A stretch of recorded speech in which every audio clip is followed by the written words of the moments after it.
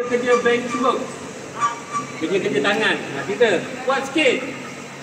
Jangan malu, kena belajar bercakap lah.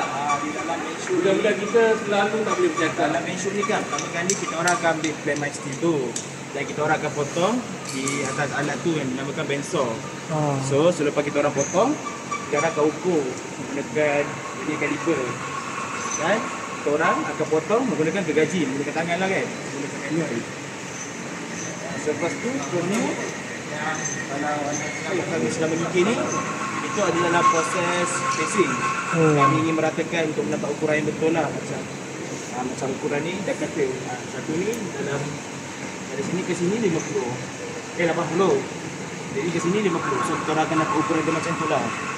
So gini terangkan kau punya proses tu. Nama proses kau